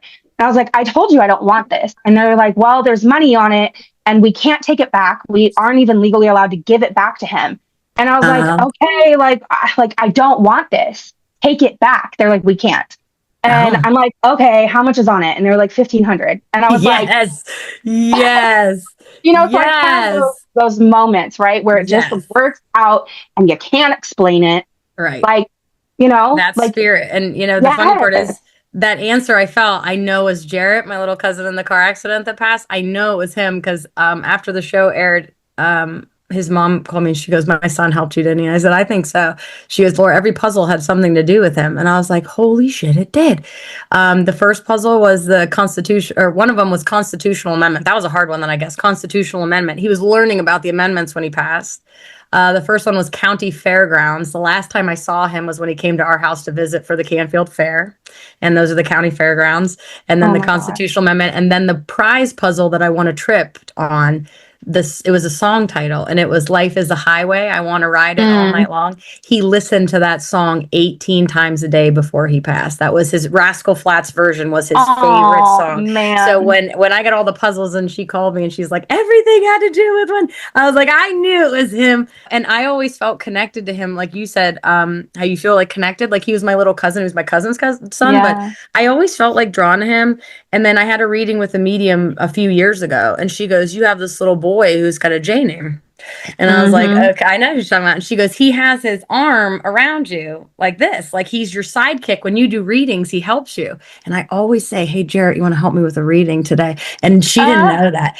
And the picture, when she did this, the last picture I have with him, he has his hand wrapped around my neck and he was eating s'mores and his fingers are all marshmallow and he got it in my hair and he's like wrapped around. You can see my hair sticking. We're both smiling, but I'm in so much pain because he's literally pulling my hair out with marshmallows.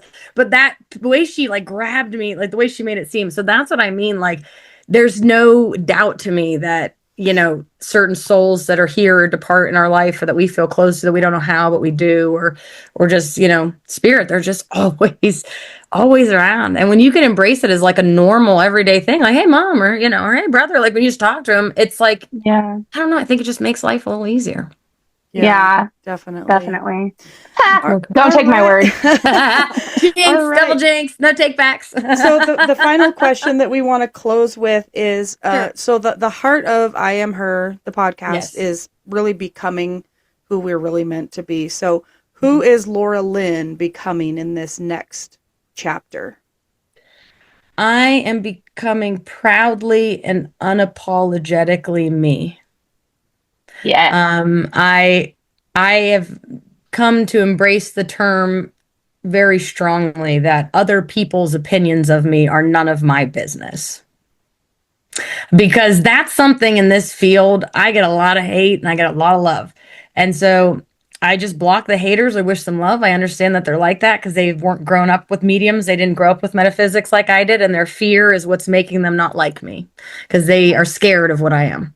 And they don't have to be. I don't think I'm that scary. But yeah, I think that that's it. Like, I just really, truly, you know, I think I was ready to like be famous or be, you know, a bigger name in mediumship 13 years ago when I started. And I'm so glad that nothing's like, now I'm starting to build up and starting to travel because I needed to learn everything I did in the last decade. I would have never been ready, you know, with the opinions of others, or that I've grown this skin. And now I'm not trying to present being a medium or present being a minister or an actor. I'm just me.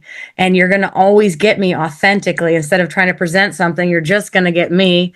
And if you like it, great, let me help you. And if you don't, I'll have a great life. I wish you well.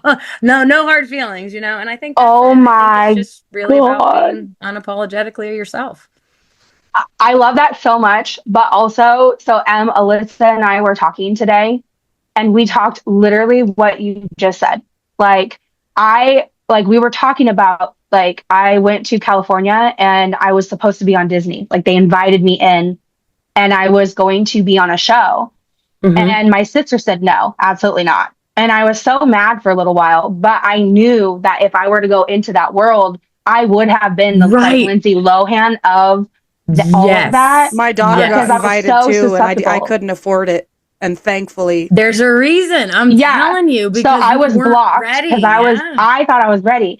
But now I'm like, I was talking to Alyssa, I'm like, I'm glad I didn't. And there's no age limit. Like, I still could now, with my wisdom and what I know now, go and do XYZ. I can do whatever the fuck I want to do. Like, hey, YOLO. Right. I mean, Lisa Kudrow tells the story about how she was trying to get on Frasier and she was so devastated that she didn't get the role on Frasier. And then someone's like, hey, Lisa, we got a script for you for a show called Friends. And we might think that it's going to be something. And she's like, oh, man. Favorite show. Yeah. She was so upset because she didn't get Frasier. And look what happened to her. She was meant for Friends. Even Steve Harvey. Yeah. Some guy said, he was asking him advice in the audience. And he said, I lost my job. And I'm having a really tough time because I can't find anything. And nobody will hire me. And like, Steve, what can you tell me to get through this? He goes, let me ask you what you're doing. I was doing this. He goes, well, what's your passion? He goes, I love to cook. He goes, you were in computers before. He goes, yeah. He goes, you don't like computers that much. It's like, no, you're just doing it because it's a job. Yeah. Well, maybe it's God's way of showing you you're not supposed to have a job. You're supposed to be doing what you love and getting money. If you love animals, go work with animals. If you love photography, go take pictures. If you love cooking, go cook. If you love cosmetology, go do makeup. Do what you love and get paid for it. That's what we're here for. You know? Yeah. Well, beautiful. I know we need to wrap up, but what would you say to a Gemini that's good at everything? Because that's my struggle. I'm like, I am really good at and I don't mean that like egotistical. I just know that I can literally do anything. And then I'm like, well, what is my passion? I don't know. I literally love and can do anything. I'm so adaptable. Well, here's my thing. There is sometimes people have a thrill, a passion, and they do that their whole life. Sometimes, like me, I did bartending and serving for 10 years. Then I did teaching for 10 years. Now I've been a medium for 10 years. Now I'm going to go be a motivational speaker. I want to do all that in 1 week. Okay. Okay, you just got to do it all. That's why I think I've lived like 10 lifetimes in one already, with my experiences. But that's the thing is like, I think that's where people get lost. I think they get lost in the idea of like, I have to be like, this is what my one thing is. And you don't have to. I don't even care. I don't care anymore. I'm like, oh, that's cool. Let's try it. Yeah. It's the best way to live when you can just relax and go with it and just say, fuck it. What a great way to live. It makes you feel so much better. Your girl is tired. I'm not going to lie. Like I'm in Portland right now in my friend's babe cave, like, and her, and I did her babe cave. I did training all day today to learn how to do lash lifts and stuff because I want to do like the energetic field and all the things, but also like make people feel good outside and inside. So, that's what I did from 10 to 5. And then now here we are. So look at Ronald Reagan. He was an actor and he was president. We could do whatever the hell we want. Hell yeah. Preach. Okay. So, we're going to wrap up here. Your turn. Ready, set, go. Okay. Well, thank you for joining us and being our season opener. We truly appreciate you. My pleasure. It's been such a joy to have you, and I've learned so much, and I hope you'll come back and visit us again. Yeah, I will. I feel like we had so many questions your that book. We did show not us your book. Get to. Yes, show us your book. Okay, so I'm going to be on tour.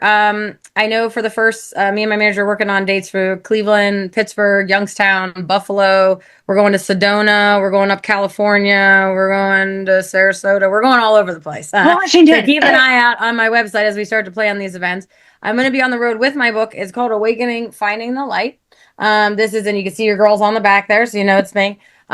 This is like kind of like a mini autobiography. I start the book by talking about my mental health issues, my suicide attempts as a young person, my overwhelming feelings of empathy and intuition that I didn't know how to deal with, where a therapist and medication just numbed me but didn't teach me. And it was more like just trying to get me in that, which, by the way, medication's great. Therapy is great. All of great tool. But yes, but for me, that's not what I needed as a sensitive person, empath, and intuitive. So when I did this book, I took all the things I learned to help me balance my mental health so that I could be a better medium. So really, the book is for anybody to be a better you at your job. So my next book, I'll write about mediumship. This one is my journey to get there, my divorce, my suicide attempts, my wheel of fortune. I talk about how to release fear. I talk about understanding the aura and energy and how it travels from person to person, and how to help control that energy so you don't feel so much. We talk about forgiveness. That's the hardest thing for so many of us to do because you feel like you're condoning something, but really it's for you, not for them.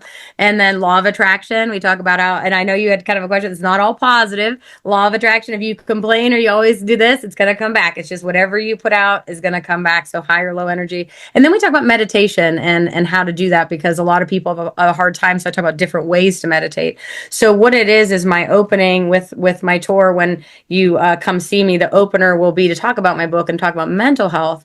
And then I'm going to go into my spirituality and my mediumship and do an hour of messages from spirit for the audience after I do my mental health. Because look, you're a human, that's your mental health, and your spirit, that's your spiritual health. We cannot separate them. This is all part of the process. We are spirit and a human. So when you can embrace both of them, I feel like it makes life a lot more livable and understandable and all the good things. Mental health and spiritual health together, and just keep it layman's terms and not make it all foo-foo goo-goo.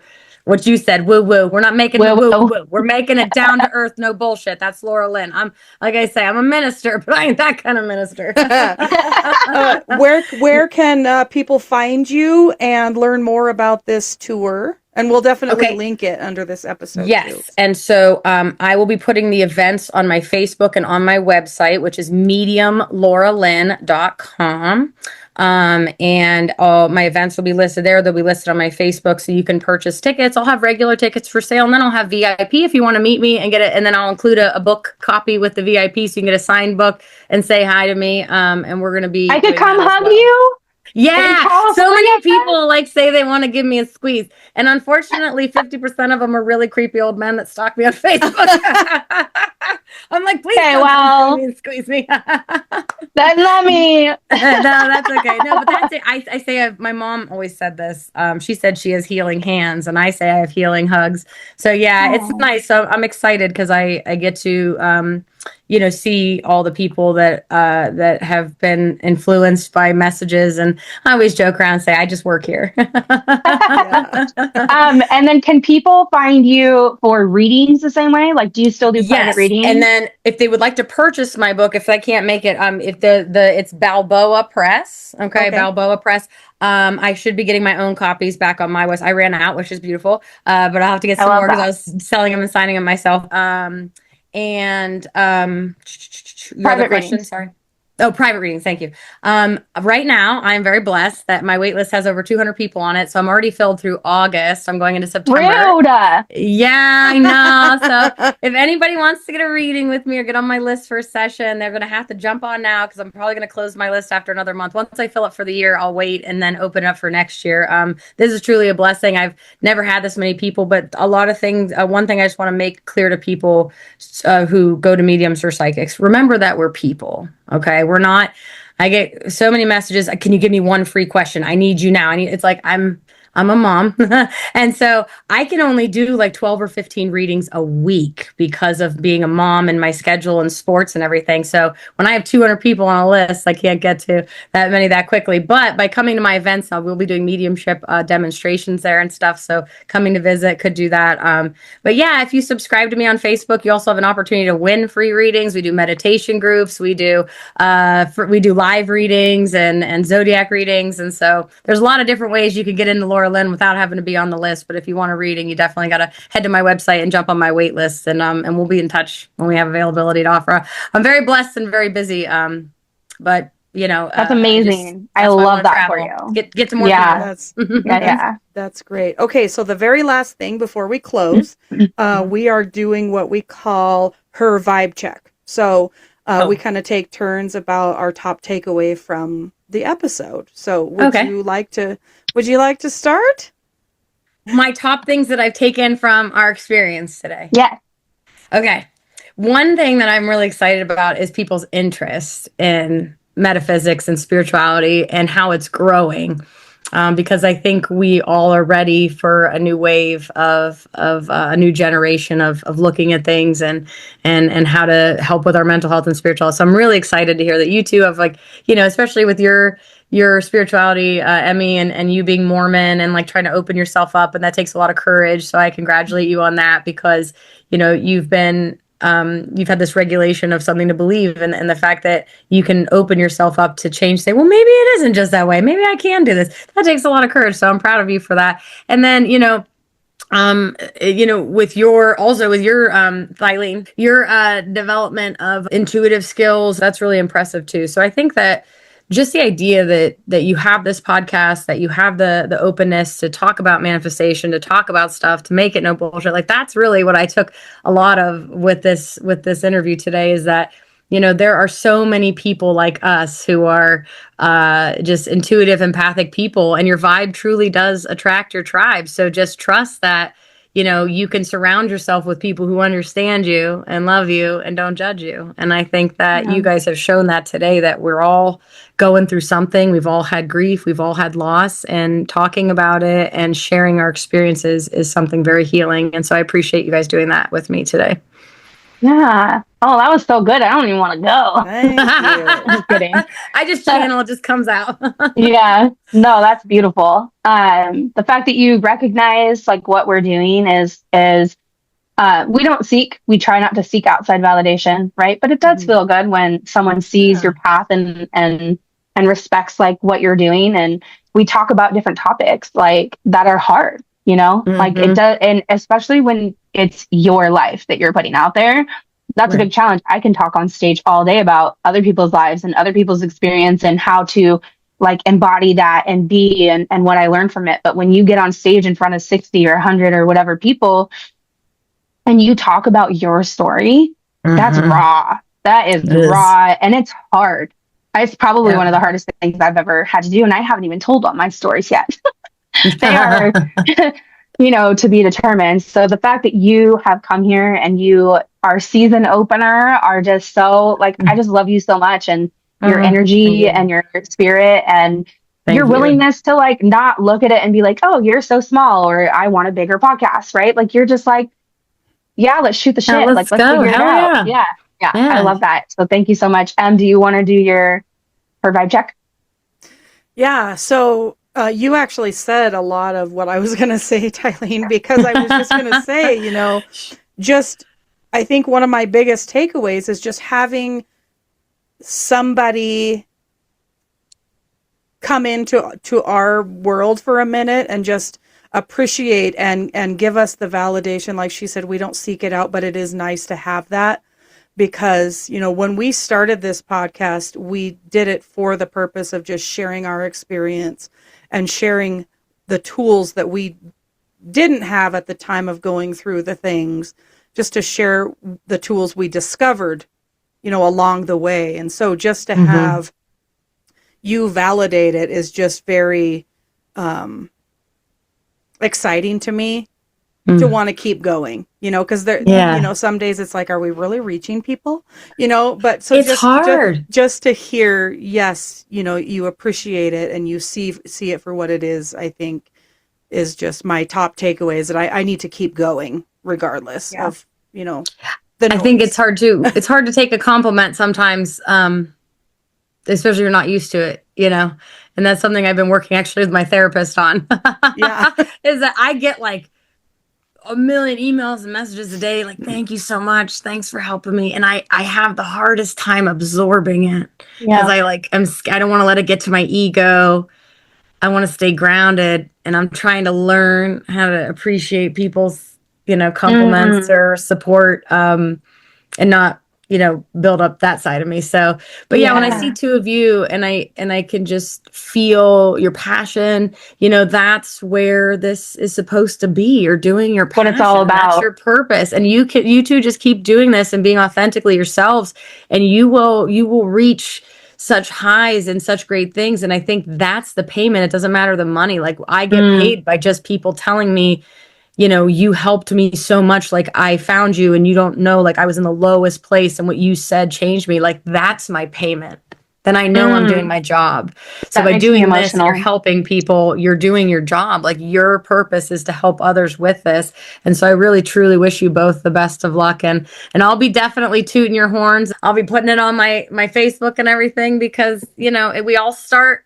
I started doing readings in my closet for free or for $25. I'm hiding in my closet trying to hide from my kids doing tarot and stuff. And now here I am, doing this. But I'm so glad we got to connect. This was wonderful. I think I said everything in her vibe check. My biggest takeaway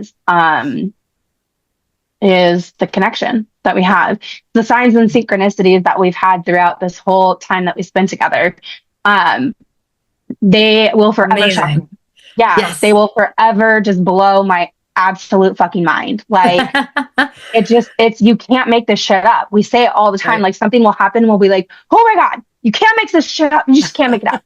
And, inspiring events will happen to get you here. Like you said, with what your son's going through that put you through. I think everything happens in divine timing. So and if I'm saying something, you were meant to hear it. If you weren't ready to hear it, you wouldn't have heard it. You wouldn't have come to the podcast. You wouldn't have come on my live or anything like that. Right. So I don't know that when you talked about that, it brought that up in me, like, oh, maybe that's why when people write me out of desperation, and even if you put this in there, like, if you go to see a psychic or medium or you can't get into one, or like people write me and they're like, I need to know, like, you don't understand, like, I'm going through the hardest time. That's when I won't do it. I refuse. Because if you're so desperate that you are dying for an answer from me to help you, then you don't need me. You got to go through whatever the hell you're going through. Because I went through a lot of experiences and nobody was giving me the answers. You know, we can give you the guidance to get you on your path, but you make the steps yourself. Yeah, We're we'll meant to light be the the path, guide. but you walk Yeah. the path. We light it, you walk it. But Yeah. that's why, you know, if it's not meant to be, or, you know, if reading gets rescheduled, like it always is meant to be, they're meant to find you. They're meant to find you. And sometimes you have to be that little light in their path to help them find the way. You're not going to do it for them. So you're not helping them skip. You're helping them find the path. They got off the path. So you're just making those little lights to light it up for them, but they have to walk it ultimately. Well, and choose. They have to make the decision. Yeah, for sure. Okay. So, thank you, everybody, for sticking with us. We hope you enjoyed this episode. And don't forget, you can find us wherever you listen to your favorite podcast, Spotify, YouTube. And until next time, take what resonates, leave the rest. And just remember, somewhere, a lion in a Hawaiian shirt is cheering you on. Bye, everybody. Bye. Bye.